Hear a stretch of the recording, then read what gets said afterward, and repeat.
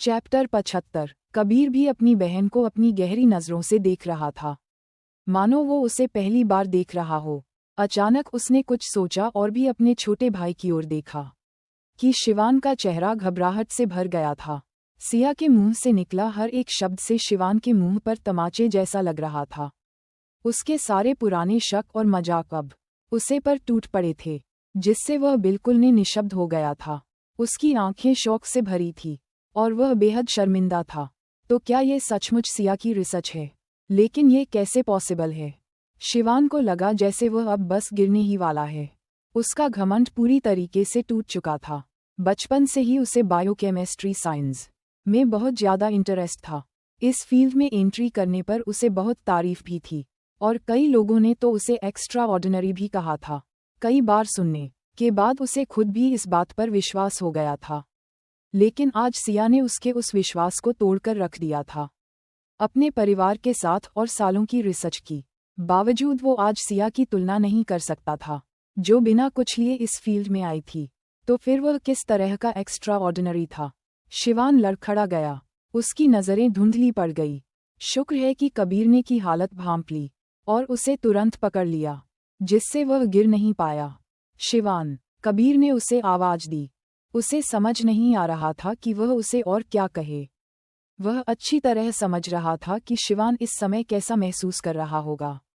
कबीर भी हमेशा से खुद को बहुत रेस्पेक्ट देता आया था। राघव से हारना एक बात थी, लेकिन सिया से हारना, ये शिवान और कबीर दोनों के लिए झटके से कम नहीं था। पर शिवान शायद इससे उबर ना पाए। शिवान के रिएक्शन से भी बदतर काव्या का रिएक्शन था। उसकी आंखें सदमे के अलावा जलन और गुस्से से भरी हुई थी। ये कैसे हो सकता है? सिया ने सचमुच ये रिसर्च किया है? इतने लंबे समय तक इस फील्ड की स्टडी करने के बाद काव्या को अच्छी तरह से पता था कि यह रिसर्च कितनी अमूल्य थी। हालांकि सिया कभी भी उसकी बराबरी नहीं कर पाई थी। सिया मल्होत्रा परिवार की बायोलॉजिकल बेटी थी, तो क्या हुआ, उसके पेरेंट्स और भाई हमेशा उसे ही तवज्जो देते थे। जब भी लोग मल्होत्रा परिवार के बारे में बात करते थे तो वह केवल काव्या को जानते थे। किसी ने कभी सिया को नहीं जाना था। लेकिन आज के बाद सब कुछ बदल जाएगा। अब से हर कोई सिया को जान जाएगा। काव्या की कोई परवाह नहीं करेगा। ये सोचते ही काव्या जलन से पागल होने की कगार पर पहुंच गई। गुस्से और जलन में वो सिया के सामने जाकर खड़ी हो गई और उसके एक्सप्लेनेशन में बाधा बन गई। बस करो, क्या पता तुमने ये सब याद कर लिया हो। मिस्टर शेखावत ने तुम्हें पहले से ही सब कुछ सिखा दिया होगा और तुमने बस उसे रिपीट कर दिया। हाँ, यही हुआ होगा। काव्या ने सोचा था कि उसकी बातों को लोगों का समर्थन मिलेगा, लेकिन उसे आश्चर्य हुआ कि किसी ने भी उसके समर्थन में एक शब्द नहीं बोला। वहाँ ज्यादातर प्रोफेशनल लोग बैठे हुए थे और वे सभी जानते थे कि ये सब वही एक्सप्लेन कर सकता है जिसने खुद ये रिसर्च की होगी। काव्या के शब्दों ने उसकी इग्नोरेंस और लेक ऑफ मॉरलिटी को उजागर कर दिया। इससे वो खुद का मजाक बनवा बैठी। वहीं सिया का एक्सप्लेनेशन रुक गया था, इसलिए उसका आगे बोलने का कोई इरादा नहीं था, क्योंकि इतना ही काफी था।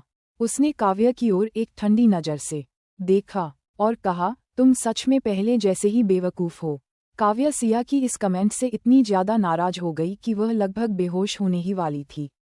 वह जवाब देने ही वाली थी कि धनराज ने उसे रोकने के लिए उसे पर हाथ उठा दिया और कहा, बस काव्या, बकवास बंद करो। तुम्हारी बहन सच में एक्स्ट्राऑर्डिनरी है।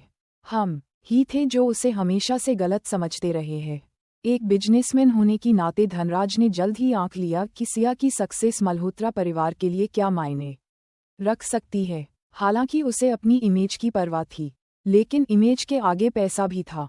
आखिरकार उसने सिया को घृणा भरी नज़रों से देखना बंद कर दिया। उसकी नज़रें खुशी और गर्व से भर गई। सिया, हमने तुम्हारे साथ जो व्यवहार किया उसके लिए हमें माफ़ कर दो। तुमने हमारी वजह से बहुत कुछ सहा है।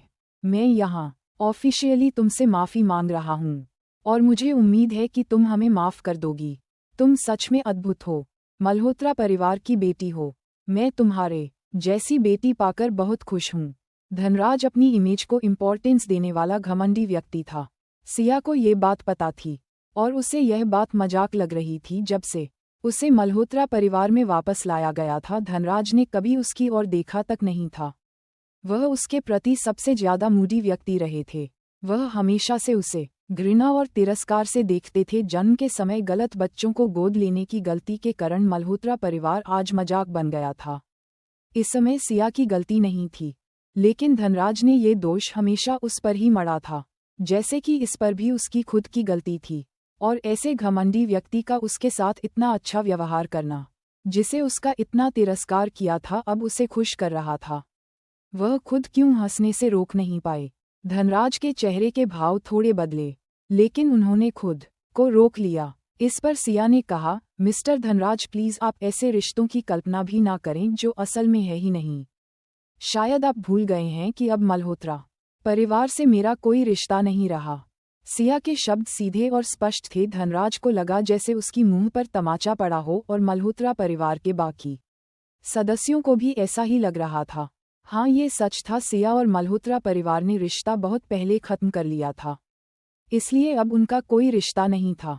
उन्हें ये बात बहुत पहले से पता थी, लेकिन वह इसे एक्सेप्ट करने से हिचकिचा रहे थे। अब भी वो लोग हिचकिचा ही रहे थे। धनराज के बाद सुप्रिया और कबीर भी आगे आए और बोले, सिया, मैं गलत थी। एक माँ होने के नाते मुझे तुम्हारे साथ ऐसा नहीं करना चाहिए था। सिया, मुझे पता है तुम बहुत नाराज हो। मुझे तुम्हारे भाई होने के नाते तुम्हारे साथ ऐसा व्यवहार नहीं करना चाहिए था। सिया, हमें माफ कर दो। मल्होत्रा परिवार की सदस्य अब पछतावे और दर्द से रो रहे थे। अब वह सच्चे दिल से सिया से माफी मांग रहे थे, जैसे इससे पहले उन्हें अभी अपनी गलतियों का एहसास नहीं हुआ था। पर सच तो ये था कि उन्हें अपने किए पर बहुत पहले ही पछतावा होने लगा था। फिर भी उन्होंने सिया से कभी औपचारिक रूप से माफी नहीं मांगी थी। आज आखिरकार उन्होंने अपना सिर उसके आगे शर्मिंदगी में झुका लिया था। उन्हें एहसास हो रहा था सिया अब वो लड़की नहीं रही जो उनके आगे पीछे घुमा करती थी, उनका ध्यान खींचने के लिए बेताब रहती थी। पर सिया को अब उनकी माफी से कोई फर्क नहीं पड़ रहा था। उसने न जाने कितनी बार उसने उस दिन के बारे में सोचा था, लेकिन अब जब वो हो रहा था तो उसे कोई खुशियां सेटिस्फेक्शन महसूस नहीं हो रहा था। अब उसके दिल ने भी उन्हें अजनबी मान लिया था। वे चाहे कितने भी माफी मांगे, कुछ भी कर ले, लेकिन सिया के इमोशंस उनके लिए अब खत्म हो चुकी थे। रिपोर्टर्स ने सब कुछ अपने कैमरों में कैद कर लिया था। ऑनलाइन सिचुएशन भी अब कंट्रोल से बाहर हो चुकी थी। इस समय लाइव स्ट्रीम देखने वालों की संख्या मिलियंस में पहुंच गई थी। किसी भी नहीं सोचा था कि एक नॉर्मल सा रिसर्च सम्मेलन इस तरह के तमाशे में बदल जाएगा।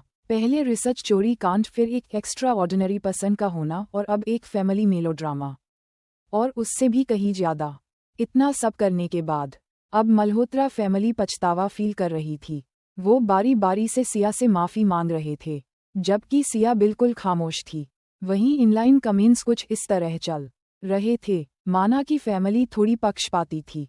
मुझे लगता है कि वो इसलिए कि एक का बचपन उनके साथ बिता है, जबकि दूसरा बहुत लंबे समय बाद वापस लाया गया, तो थोड़ा बहुत पक्षपात होना स्वाभाविक है। हाँ, इतने साल साथ बिताने के बाद अटैचमेंट हो ही जाता है। तो मिस मल्होत्रा को उन्हें माफ कर देना चाहिए। मुझे लगता है वह सचमुच माफी मांग रहे हैं। क्या मिस किया कुछ ज्यादा ही कोल्ड नहीं बन रही है? हाँ, सच में ये देखना मुश्किल है क्या वे परिवार के साथ बैठकर बात नहीं कर सकते। बेशक सिया के पक्ष में बोलने वाले लोग भी थे, लेकिन विपक्ष में बोलने वालों की संख्या में ज्यादा थी। ज्यादातर लोगों को लग रहा था कि वह बहुत ज्यादा कोल्ड हो रही है, और उस पर बेरहम होने का आरोप भी लगा रहे थे। वही सिया को ऑनलाइन हो रहे चर्चाओं का कोई अंदाजा नहीं था। उसने मल्होत्रा परिवार को कोल्ड नजरों से देखा और बोली, अगर आप लोगों को सच में गिल्ट हो रहा है तो कम से कम मेरा नाम तो क्लियर कर देना चाहिए, है न? वहाँ मौजूद लोग उसकी बात समझ नहीं पाए, लेकिन मल्होत्रा परिवार तुरंत समझ गया। उनके चेहरे की एक्सप्रेशन तुरंत बदल गए। काव्या उसे सिचुएशन को दूर खड़ी देख रही थी। जब से सिया सबकी नज़रों का सेंटर बनी थी, तब से उसे घुटन महसूस हो रही थी, लेकिन उसने खुद को संभाले रखा।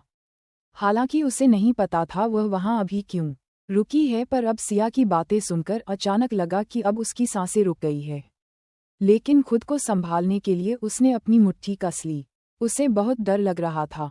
सिया, अबीर ने रिक्वेस्ट भरी नज़रों से उसकी ओर देखा और कहा, क्या हम इस बारे में अकेले में बात कर सकते हैं?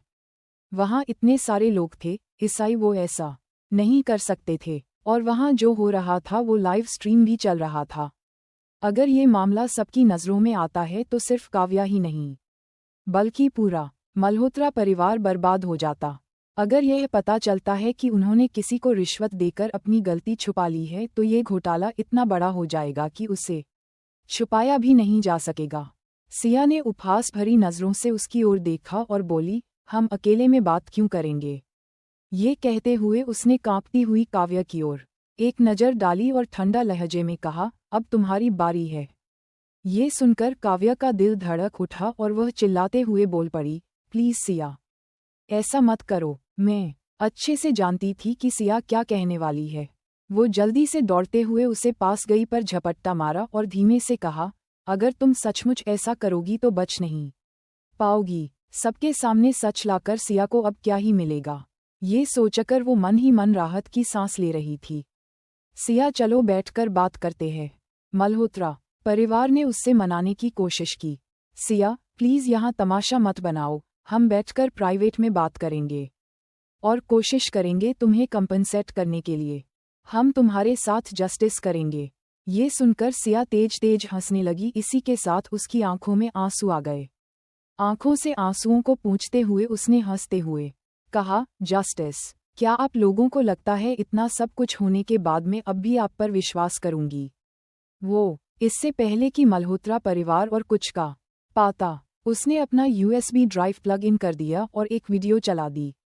जैसे ही 3 साल पहले का फुटेज सामने आया जिसमें एक आदमी एक कार से टकराकर हवा में उछला जा रहा था, पूरा हॉल शॉक में चला गया।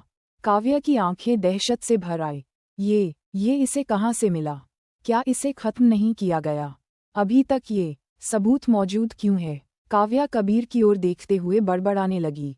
अब क्या होगा आगे जानने के लिए सुनते रहिए मेरी कहानी का अगला एपिसोड।